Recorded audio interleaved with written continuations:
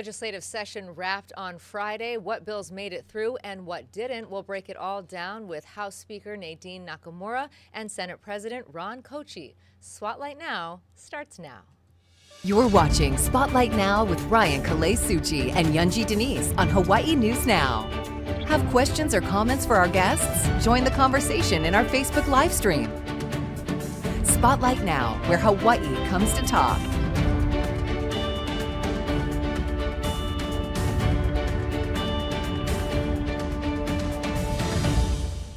Aloha, thank you so much for joining us here on this Tuesday. I'm Yunji Denise. Ryan Kalei-Suchi is on the road with the UH men's volleyball team. We are wishing them the very best. Joining us now are our two guests today, Senate President Ron Kouchi and House Speaker Nadine Nakamura. Thank you both for being here today. Thank you. Thanks for having us. Such a busy legislative session, more than 3,000 bills introduced, about 250 that made it through. I read in the paper that you gave an A and you gave an I for incomplete. So I want to know about those grades. Senate President, let's start with you. As soon as it became clear of the uncertainty in Washington, D.C., I already affixed the I as the grade because it looks highly likely that we're going to have to come back. Maybe in November, the federal budget takes effect October 1st. And some of the cuts they're talking about is, going to leave the budget we adopted in a challenging position. And so I didn't feel like I could fully grade it until I know what the very end product would be. And I don't think what we adopted is going to be the final product. Interesting. You gave it an A, and I think that had largely to do with the efforts of your colleagues. Tell us a little bit about that grade. Sure. We had 11 new House members out of 51. We had 6 brand new committee chairs and a new leadership team. So there was a huge learning curve for all of us. So I'm really proud about what we've accomplished and proud of the work that was done, the hard work to get some good legislation passed for our state. Let's talk about that legislation, and I definitely want to revisit what you think is going to have to be adjusted with whatever happens at the federal level. When you look at those 250 in their entirety, what stands out to you as the major accomplishments? Senate President, we'll start with you. Well, there were several bills that dominated the headlines, but on the Friday closing, I highlighted the work Senator Keohokalole did on the insurance stabilization. And, going into the session, that was a huge item. And, by the time the work got done, it didn't have a lot of fanfare. Obviously, on that last Friday, we passed the climate change bill, which the governor has been trying to get the funding to deal with that for 3 years now, and finally succeeded. We had some bills that are going to continue to hold down the cost of prescription drugs, which didn't get a lot of notoriety. We did have free school lunches for all of the qualified students. We couldn't put the money together for universal free lunches, but we've made great strides there. There were numerous bills and appropriations to continue our investment into affordable housing. And, so to highlight one specific bill would be, really difficult to do, but I agree with the speaker that in both chambers there was a lot of great work done, and people just put their nose to the grindstone. And while they didn't receive a lot of fanfare or the spotlight put on them for their work is so important and meaningful nonetheless. Yeah, Speaker, what stands out to you? Yeah, for me, the $370 million for affordable housing stands out. And it stands out because we're going to be building housing, the continuum of housing.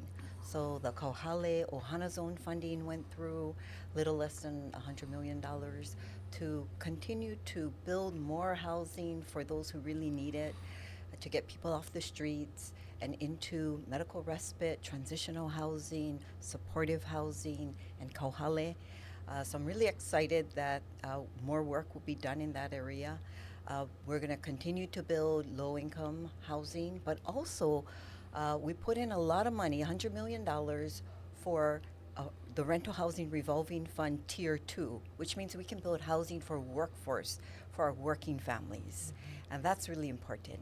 But the other big piece of it is putting together a little less than $100 million to renovate 5 public housing projects that are at the end of their useful life, and it's time to really increase the density and create mixed-use housing there. Yeah, we've had a lot of conversations on this program with Hakeem Wansafi, and he is a big proponent of trying to uplift the existing resources, and the money that you're talking about will go a long way to that. Right.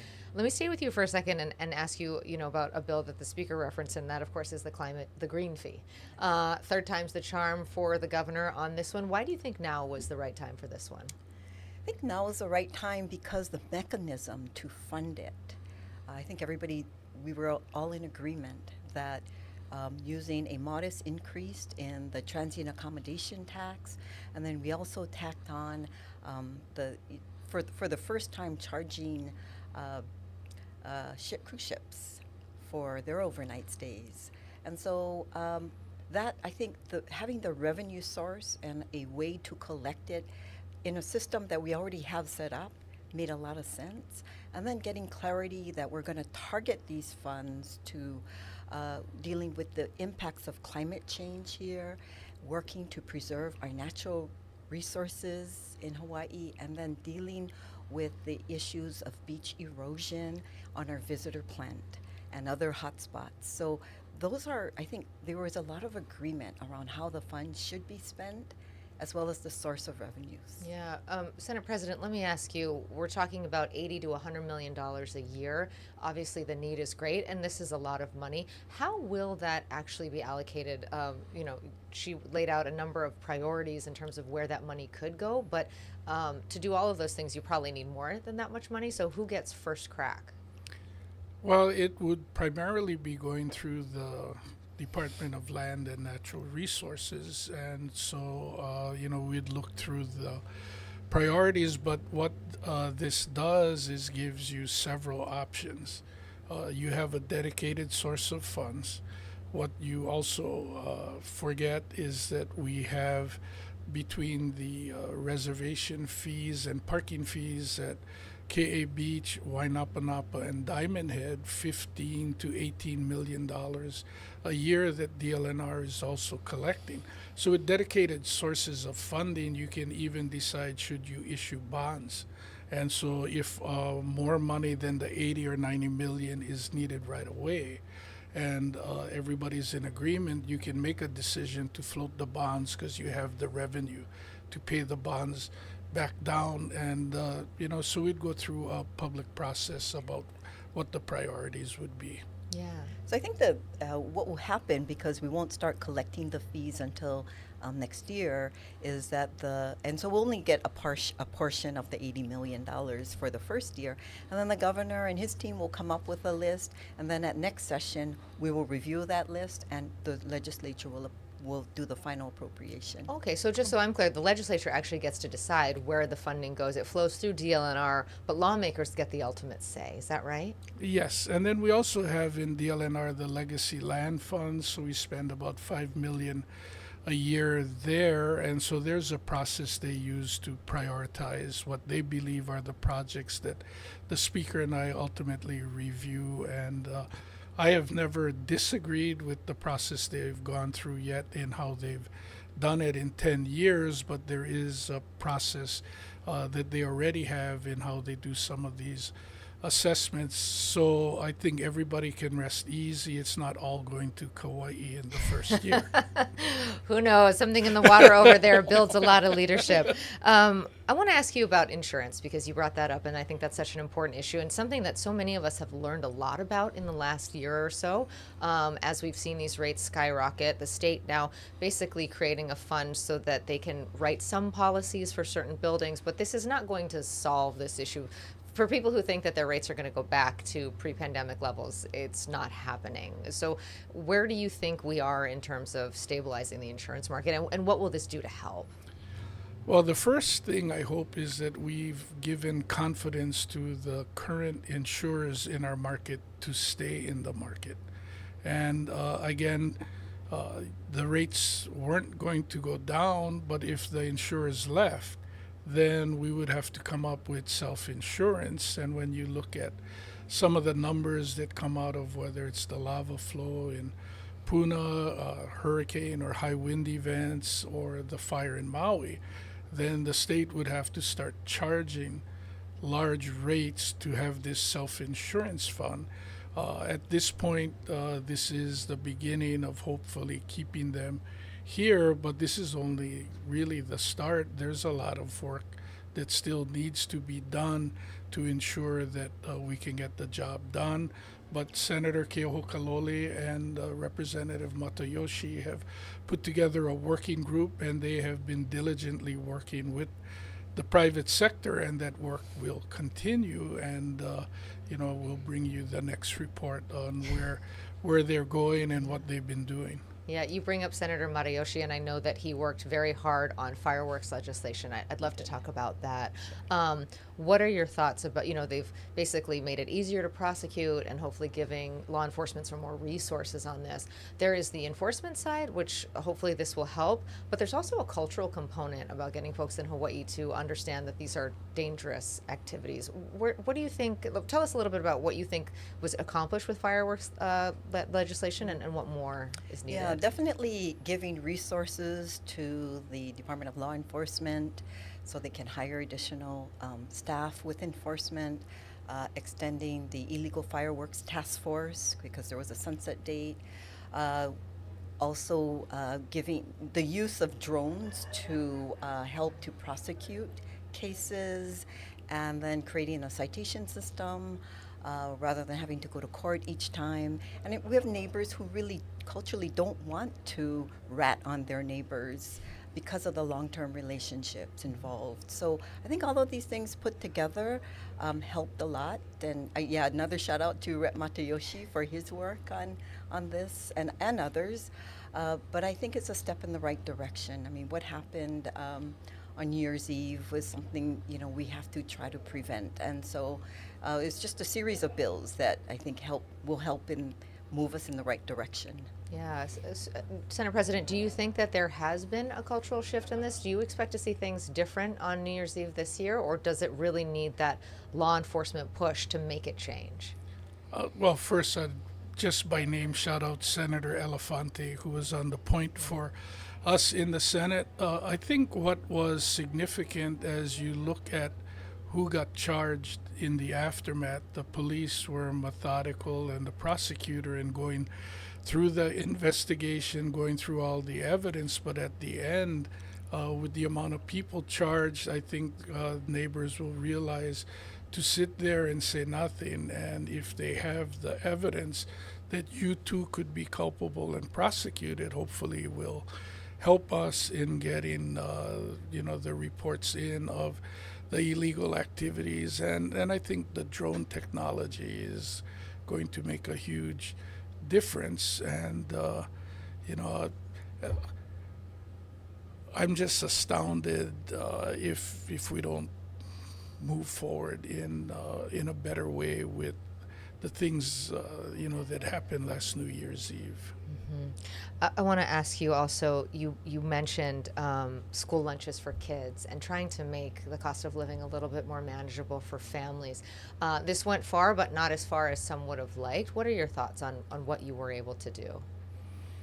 Well, I thought, with everything happening in Washington, we weren't going to be able to do anything. And so I'm glad that in the plan, we were able to help by income qualified families to make sure that they were getting their food. But in the overall ecosystem of trying to develop more diversified ag in food security, it's my hope that with more school lunches being purchased, with our assistance, that our money would actually result in buying more locally grown food to put on the plates to feed our children. It doesn't really do us a lot of good if the free lunch we're giving them is all processed food that they don't want to eat.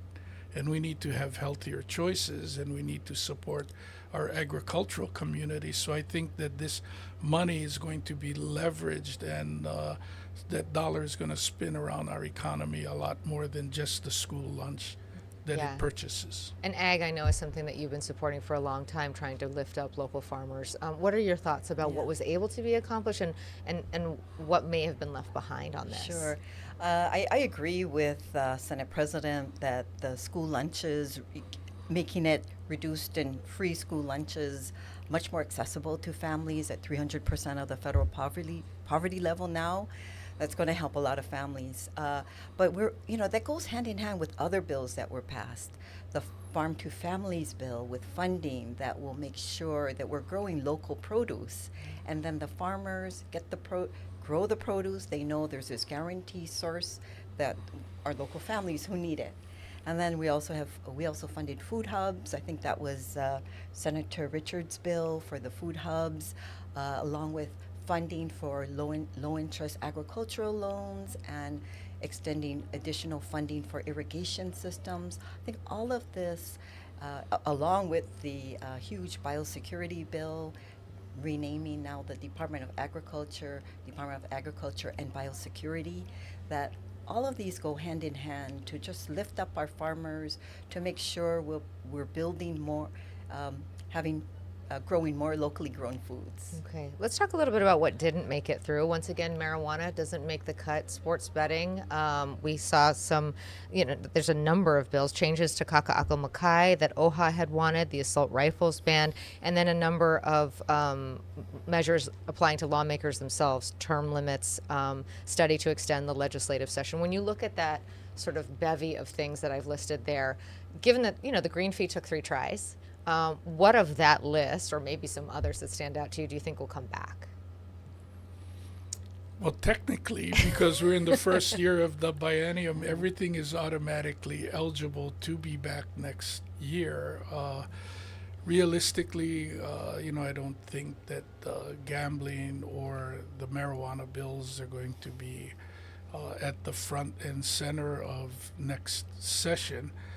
The only exception would be that the financial picture is so dire that, those are 2 sources of revenue that are new and not going back to TAT or GET. And, obviously the opponents would say that the money is not worth the trade-off for, the negative aspects of marijuana or gaming. And so I think a lot of where the revenue picture is going to be, determining what happens in those 2 bills. For the others, I expect them all to be back and to be discussed. And, is there a new, a new draft that will wind up having a majority of votes? The other year, medical aid in dying, didn't move very far, and then the next year, revisions were made during the interim, and it moved fairly quickly for something that generally would have been on the controversial list. So, there are numerous other things besides the green fee that took a few years, but, when the majority got behind the draft that came out, it moved easily. Yeah. Are there areas there that you could see some movement on, or is there anything that didn't pass that you are, sad that it didn't make it through? Wow. I think the partial public financing is something I think needs to be modernized. The rates are so low for new and veteran candidates to take advantage of. I think that's something we should explore further. But I agree that, all of these bills are on the table. They all have advocates, fierce advocates. And so, we're going to probably see all the versions of each one of them, or multiple versions coming in. When we had talked to the nonprofit, folks in the nonprofit sector, one of the things that they were really fighting for this term was paid family leave, which did not make it through. But for lawmakers, there will be provisions now that you can use campaign funds to help support child care and elder care and things like that. Do you think that given that there was movement for lawmakers, do you think that there will be movement for paid family leave in the next session? I think one of the big highlights that's buried in the budget is that $750,000 was set aside to the Department of Labor Industrial Relations to do an actuarial studies for the paid family leave. And these are, the sort of the foundational work that needs to be done in order to move a bill forward. So this is, I think, a big commitment to kind of take a look at those numbers and to strengthen the bill. And I think in looking at the overall picture, one of the suggestions when it looked like it was going to be difficult financially was to pare back or repeal the historic income tax relief that was passed. And so while that didn't pass, we didn't touch the income tax relief bill, the earned income tax credits that we had increased for 2 years in a row to help the Alice families in particular. And then we continue to partner, both chambers working with the Lieutenant Governor on her initiatives to create more seats for pre-K. And again, a huge cost for working families is what is it for childcare. And so to be able to offer the childcare and relieve that cost is going to make a big difference in helping families. For me, I hope that we are going to get to that day. My wife has been a caregiver to her father after her mom unexpectedly passed away first, and she had been the caregiver, and we now are blessed with a grandson who just turned 2, and my wife was in a position to say she would be the full-time sitter. So I know we're in a much better place than a lot of families, being able to provide that. So I see firsthand what the impacts are, what it takes to be the caregiver, but also the savings that my son and daughter-in-law see every month because my wife is doing that job. Yeah. And I want to correct one perception that's out there in the media that we're getting politicians who campaign are getting somehow free childcare. This is actually just the authority to use the funds that we raise through campaigns, through our campaigns, to be able to apply that toward childcare. So this is not free state funds. These are campaign funds that are raised, and it was really important because if we want to attract women to the legislature, if we want to attract women who have children and who are caring either for, and men who are caring for kids and older parents, like Senate President mentioned, this is a way to bring different viewpoints to the legislature. So I think it was important that we passed that bill. Yeah, and the preschool programs also that you highlighted, the Lieutenant Governor is opening or is working on. Preschool Open Doors got a lot more money, which is huge. That's Yes. what you're referring to, and also just more actual physical preschools, which is of course something that she's shepherding, and is so important. As a mom myself, I can see that. I'm curious. I want to go back to this incomplete and what you think might be happening. And you mentioned that the tax credits from the last session were not touched and that those adjustments haven't been made. But we don't know what's coming from the federal government. What kind of adjustments do you expect after the November budget comes out? What would be on the table? What could we see change? Quite frankly, I don't know, and that's why I think that it would be difficult to get in before November, because we're going to have to take a look in totality as to what has happened. Is it primarily in Medicaid that cuts are happening, and what is the dollar amount? Right now, we're the only state in the country that fully funds the K through 12 education system.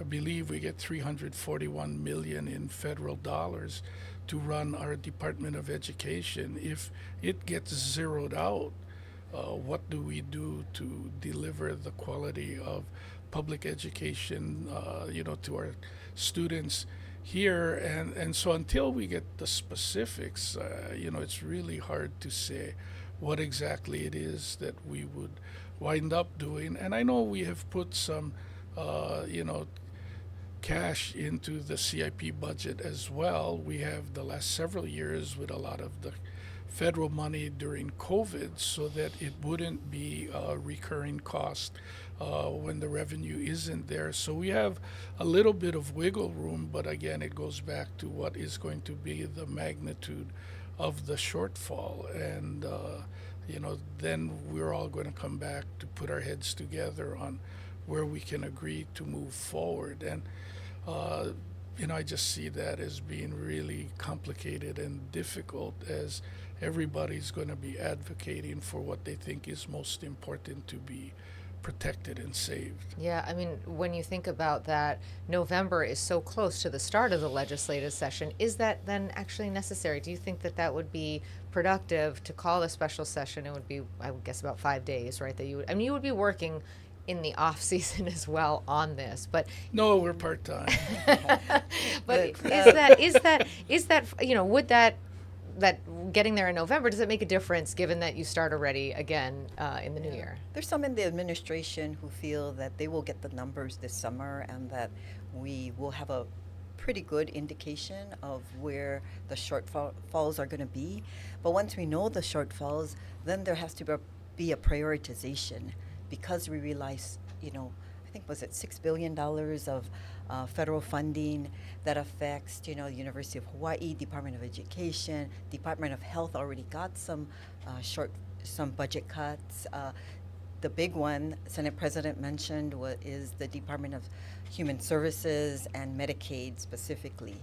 That is, $3 billion right there in federal funds that we rely on. So we're going to have to prioritize and decide where our limited additional state funds can go, and that'll be the job of the legislature working with the admin to figure out what those priorities are going to be. Yeah, I mean, you're talking about what could be really significant. The governor, I believe he said 1 in 4 in Hawaii receives Medicare funding. So, when we're talking about that broad scale for access to health care, are the tax cuts off limits, or would you go back and revise that?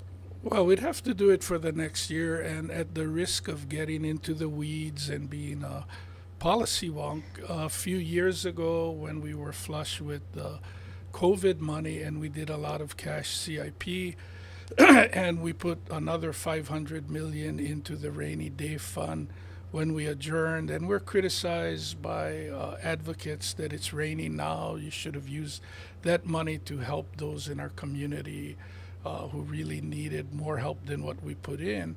Then the June report came in from the Council of Revenues, and we're $1 billion short. But the governor simply vetoed the $500 million addition to the rainy day fund and cut 3 cash CIP projects, which didn't affect the services for anybody. The budget was balanced, and $1 billion shortfall didn't require us to come back in. Why it's important that we come back in is that these decisions are going to be across departments, and we don't have that carryover. In getting to the budget we passed, our carryover is a lot less, maybe in the neighborhood of 300 million, as opposed to the 1.2 billion we've had in the past. And I think it's important that the legislature is involved in the process. Once we become involved, then there will be public hearings. The governor made those decisions by himself on which ones to cut, and if the governor adjusts the budget by himself, then there isn't going to be the opportunity for public input, and I think that's going to be critically important. And that's why, whether it's earlier, if the speaker is right, or it's later, as I'm suggesting, even in November, it's important that we come in and that we have a public process in making some incredibly tough choices of how we're going to prioritize our funds. Yeah, I mean, these are tough choices. We had Superintendent Keith Hayashi in here recently, and he was talking about how his team at DOE has a Fed Watch that meets every week because they are just trying to keep, the president signed an executive order to dismantle the Federal Department of Education. What does that actually mean? Is it even legal? What funds are at stake? They are just trying to keep up day to day with all the changes. And in DC, sometimes it's happening by the hour.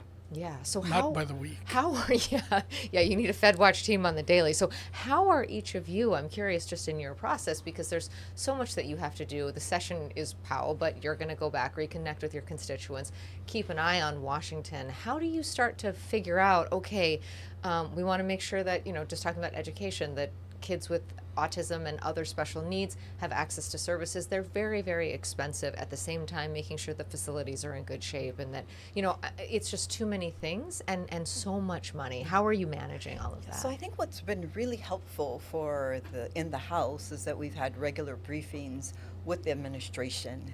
They have come in, Lieutenant Governor, the governor has come in with his team. We have had briefings with our congressional delegation individually throughout the session, and we will continue to do that. Now that we're out of session, I think the main thing is to keep the lines of communications open, to understand what are the departments asking for, where are the real cuts, what are the potential cuts, and then come together later on this year to figure out how we allocate our additional funding. Yeah, I mean, how do you decide who gets funded and who doesn't? That is so tough.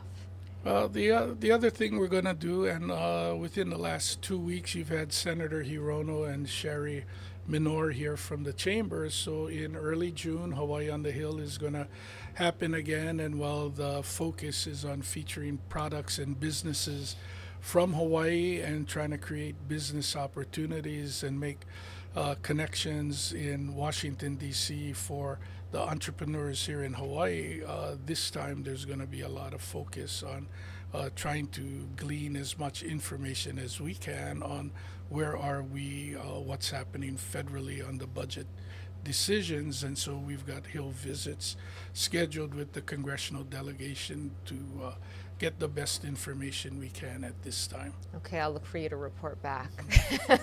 I want to ask you something that's happening, a developing story in the news here, and just to get your thoughts on what's happening at the Hawaii Tourism Authority. Not necessarily on the complaint specifically against Mr. Choi, but just we've seen a lot of turmoil. We have a position which is now in its second interim CEO in that agency. Do lawmakers need to get more involved, do you think, at that to regulate that agency? It's such an important thing, and it receives a lot of state money. What do you think should happen? So before the speaker answers, I forgot to mention she was also at one point in her career Kauai's member on the HTA board. Oh, well, then she speaks with authority on this. That was a while ago. But what are your thoughts just generally about what should happen to the future of this agency? The governor rescued it just a few years ago, from almost death, and now it is in a very tough place. Yeah, I know. It's very discouraging to hear the news about the management of Hawaii Tourism Authority and how decisions are being made. But I'm hopeful because I think we passed a bill. It was a compromise measure between the House and the Senate that makes the Hawaii Tourism Authority an advisory board. It keeps the selection of the CEO with the board. The board will send the name to the governor. The governor will, and then the Senate will advise and consent. So there will be a new process there. At the same time, there have been a lot of personnel changes. I believe we need to hire someone really good to lead this organization, and we need to make sure that the person really understands the visitor industry locally, knows not just the marketing piece, but the whole push to work toward destination management. And having worked on the Haena State Park, and Senate President has backed me up all the way on this project, where we can take a visitor hotspot and convert it into a place that visitors and residents can enjoy by creating a shuttle system to get rid of the bumper-to-bumper traffic, to develop a reservation system, a process now where we're generating millions of dollars that can be plowed back into maintaining the park, plowed back into interpretive guides and back into just making it a better place for everyone to enjoy and really reclaiming it for residents. And that's something that we need to be doing around the state for residents to really embrace the visitor industry. So we have a lot of work to do. And I'm very hopeful, though, that this bill and some of the changes that are in it will help us move in that direction. Yes. Senator President, your thoughts on the turmoil over there? Just that it's unfortunate that this has played out in the public eye, and there hasn't been an opportunity for cooler heads to prevail, for somebody to take the first step to say, I'll be the adult in the room, and let's knock this part off. Let's keep our eye on the ball. We're the number one industry here in the state, and we need to show that we've got a vision and we've got a great plan, and we're going to bring some leadership to this area. And as the speaker has said, what the reservation system that she spearheaded at KA that has been brought out to Wainapanapa, Diamond Head, and I think in other areas of the state is resource management. There is a carrying capacity. And so while we're generating the money, this really says only 900 a day could go when there was like 3,000 a day going. And so now you have worked towards preserving that natural resource, not letting it get overrun so the community and the visitors can enjoy it. I think what we've done in both regenerative tourism and the destination management is the most important thing we can do, because if our residents are unhappy, and we saw some of that anger during COVID directed at visitors when they felt that they were jeopardizing their lives, then we're not selling our greatest quality, which is the aloha of our people. Yeah. And we need our people to be happy so that we shine through as a great people with a beautiful destination and landscape. Yeah. We're almost out of time, but before I let you go, I want to ask each of you just how it was to work with each other. You're in a new role, of course, your first session as speaker. How was it? It was very pleasant. Not just with him, but also in general. Oh, yeah. I think we, because we have history of working together in the past on Kauai, on our island, that it was a very easy transition. And first time speaker, I have a lot to learn. And so I feel very fortunate that I have someone to help guide me through this process. Yeah, you had a different partner for a number of years. What was it like with a new partner in this role?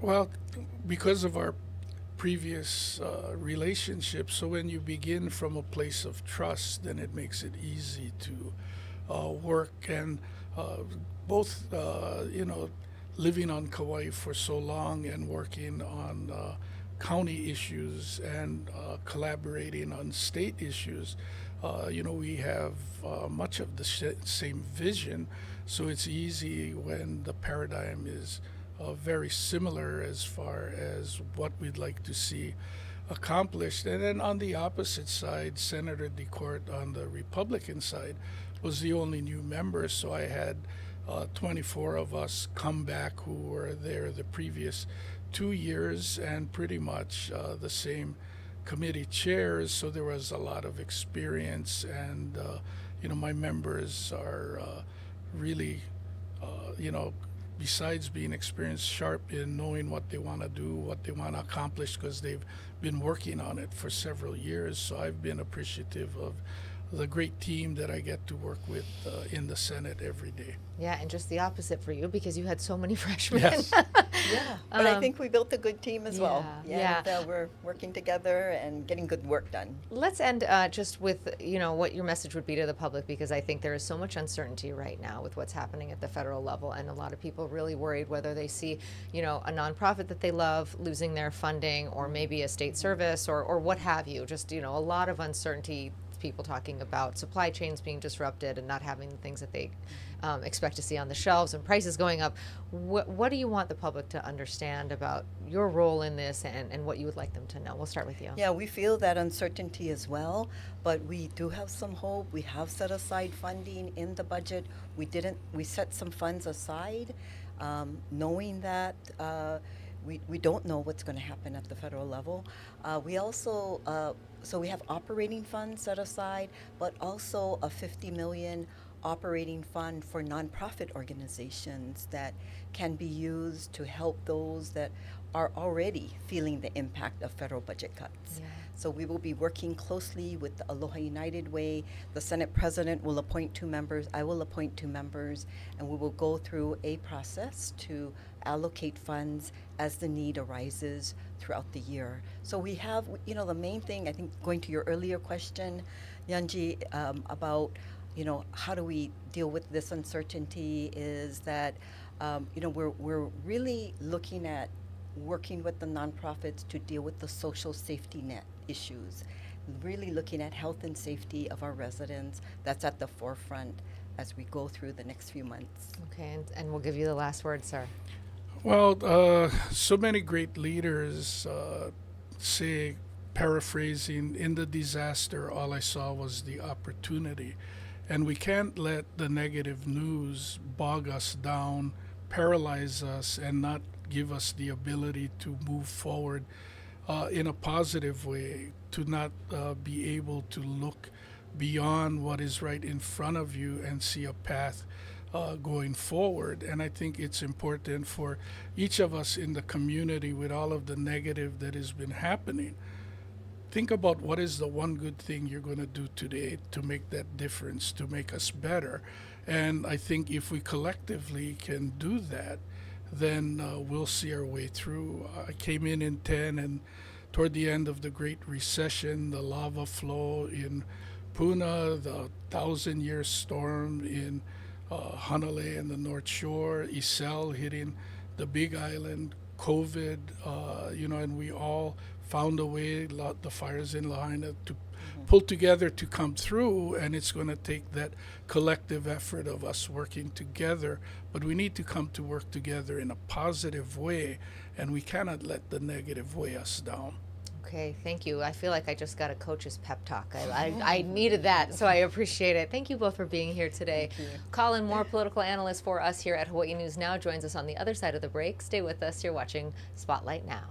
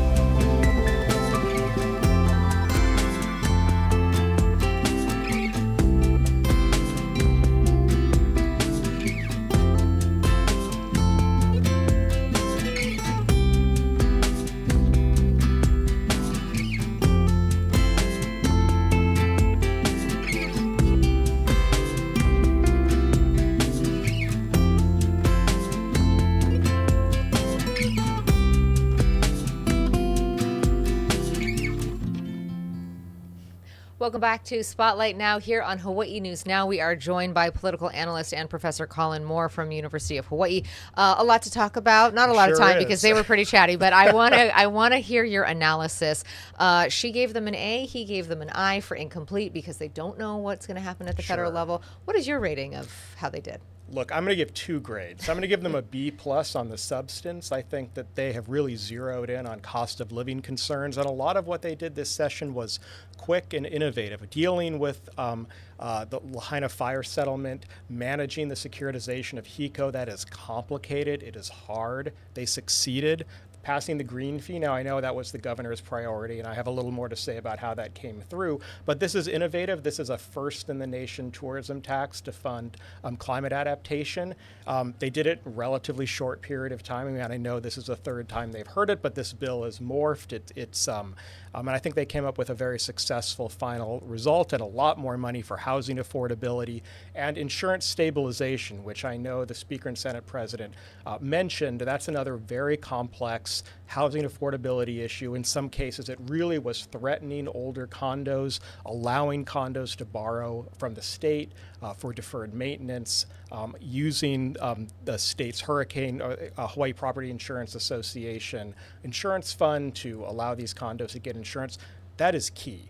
So B+ on these big substantive issues. Now, I'm going to give them an incomplete or a D on the government reform and some of the transparency issues. And I wanted to segment those 2 things because I did want to give them credit for a lot of great work that's being done. But I think there's a lot of frustration among the government reform community that some of the key bills, the pay-to-play legislation that would have put more restrictions on contractor donations, a study for a year-round session, term limits, increasing partial public financing. These bills have been around for a long time. In this session, several of them made it through with unanimous support until the very end, in which they disappeared. I think there's a lot of frustration, and I think understandable frustration, that none of those bills made it really through to the end. And the last thing I'll say, and I want to contextualize this because I understand how salary increases happen. Of course, the Salary Commission proposes these and the legislature can vote them down. But I think that there is a lot of frustration among residents that the resolution that the Republicans proposed to at least debate this didn't even get a hearing. And I would say that if you're going to allow for a 48% raise, that legislators will increase their salaries to $114,000 a year by 2030, at the very least, you owe voters a frank discussion in the legislature about why you think those raises are justified. A lot easier just to not have the conversation. It is. And I think, that's why I'm giving them an incomplete. I think that's a fair criticism. But at the same time, there was a lot of great work done on cost of living, and they managed a lot of hard problems. That's why I wanted to give them separate grades, not mash it up into one single grade. What do you think about the green fee? Why was now the right moment for this? Yeah, it's interesting. I think this is an interesting story about politics, how you get things through finally. Of course, there were a lot of questions about how this might be administered. Past versions of this, they were proposed maybe a $25 fee. Maybe this would be rolled into some kind of fee on accessing state parks. Ultimately, as you heard, they decided to do this through the TAT, a slight increase, 0.75%. But really, I think it was how this was framed. And the governor, I'll give him a lot of credit for this. He put into place this climate action team, which involved a lot of scientists. He really tried to make it a nonpartisan process. And it was reframed not just as another tax on tourists, but as a special fund that could be used for climate adaptation. Now, it's a little, the details are a little less clear than that because it will go into the TAT fund and they'll have to claw it back and use it for improving tourism infrastructure and some climate adaptation issues. But I think it passed because it was reframed that way. After Lahaina, knowing the urgency of climate adaptation, and I think hanging in the background a sense that the federal government is not going to be as free with funds related to climate adaptation or wildfire issues. I think that gave it the final push it needed to get over the finish line. Yeah, and on the federal government, it sounds like we are more than likely going to see another special session. Almost certainly. I mean, I don't think that there's any doubt that there's going to be major cuts to federal spending, and this would hit us very hard, particularly because we rely on those federal dollars to pay for Medicaid funds. I think some folks don't know that Hawaii's Medicaid, the MedQuest, a huge portion of that comes from federal money. And if that money were to be reduced significantly, then the state will have to find some way to make that up. Of course, nonprofits rely on a lot of that federal funding. If that disappears, the state will probably have to figure out a way to replace that funding to deliver needed services, I mean, through the food bank and other nonprofits. And that's why I believe they reserved about $200 million that they'll have to decide later how they're going to distribute some of those funds. Yeah, but that money is not going to be enough. I mean, It's if you're not. talking about the large-scale cuts, and we're seeing these potential changes to the Department of Education, already nonprofits suffering, tax cuts, those landmark tax cuts that they passed last session, do you think that those could be in play? I do. I mean, I think everything would be in play depending on how severe these federal cuts are, because they're either going to, I mean, depending on what it looks like, they're either going to have to cut services or raise more revenue. And rolling back some of those tax cuts might be a relatively painless way, because I think a lot of folks, I mean, because they have been implemented rather slowly, people haven't really felt the full effects of those. And so maybe reducing them to make up for some of these funds, I think that certainly will be on the table as an option. Let's talk about what didn't make it through briefly. We had, Kaka'ako Makai, the changes that OHA wanted there, the assault rifles ban, the changes to lawmakers themselves that you mentioned, term limits, extending the session. There was a lot of things that didn't make it through, including marijuana and guns and sports betting. So what are your thoughts? Just, what stands out to you about what didn't make it through? Any surprise there? I think the ban on assault weapons was the most surprising, or the, that, or limiting the to a 10-round capacity. I mean, that happened at the very last moment on the Senate floor. It was really one of the only contentious floor debates that was had, and it was an interesting coalition of neighbor island senators, mainly against urban Oahu senators, and people. This was an incredibly emotional issue. I mean, I think if you watch the testimony, there are very few bills where people were as well organized and opposed to the bill or as emotional in their testimony as on that bill. And you even got that sense from, for example, Senator Linda Coit when she gave her speech against this bill, that it really would create tremendous problems for neighbor island hunters and other folks. And so that seemed to me persuasive. I mean, at the end of the day, Senate President Kouchi was the one who had to break a tie. You almost never see that in our legislature. I mean, things are kind of decided beforehand. You don't get too many close votes. You certainly don't get surprise votes like this. And I think even as well it was happening on the floor, I don't think people knew exactly how that was going to turn out. So that was a big surprise. Yeah, and marijuana again. Yeah. I think we keep seeing this year after year. I expect it will come back, but it doesn't seem like it's got what it needs to pass. And sports betting as well. Yeah, sports betting. Well, I mean, you can categorize them under the in the same group. I mean, there just isn't a lot of popular support for any form of legalized gambling, and I think recreational marijuana as well. That there's a variety of different groups that have opposed it.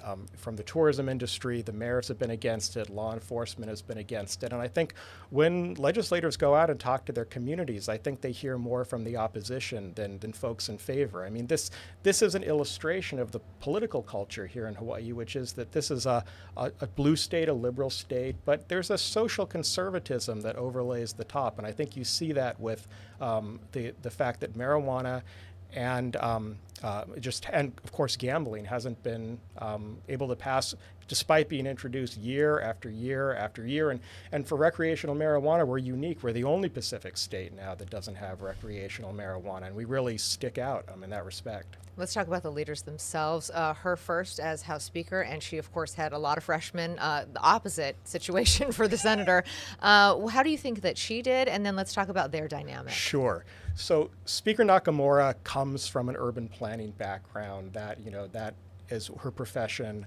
And I think you get a sense of through that professional experience, how much she values consensus, hearing from all sides. I think she has a somewhat looser leadership style than past speakers. I mean, wants to hear all voices, wants to work hard to form consensus. This may get more difficult as there are harder choices to make. She may have to rule with more of a direct hand than she had to this session. But I do think that she is also very good at communicating publicly. I mean, I think even just this interview you heard her give, she's, I think, excellent at giving, explaining the actions of the legislature in an accessible way. That's not something that all legislators are able to do. And what about the two of them together? You know, because he has had a partner in Scott Psyche for many, many years. So to see a new dynamic, yes, they know each other. They're from the same small community. So it makes sense that they can kind of hit the ground running.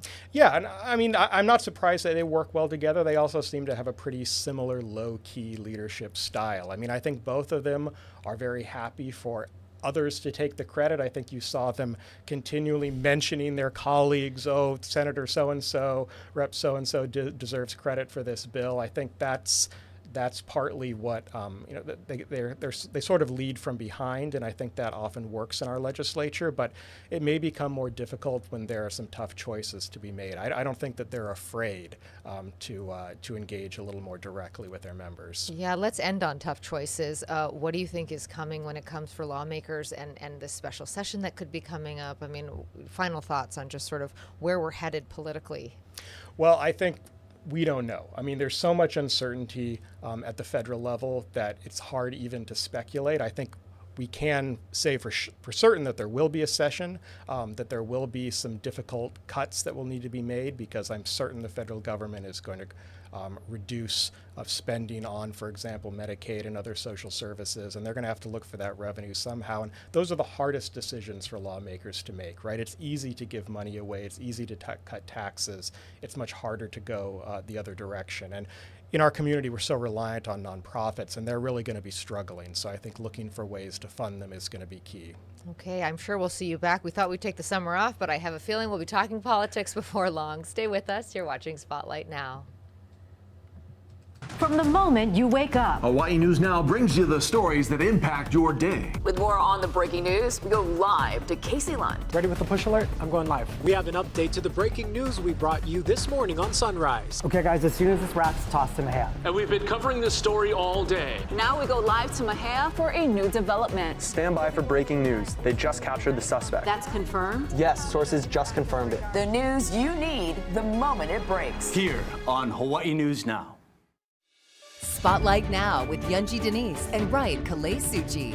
Connecting you with newsmakers from throughout our islands. Going in depth with Hawaii's leaders. And taking your questions live. Spotlight Now, where Hawaii comes to talk.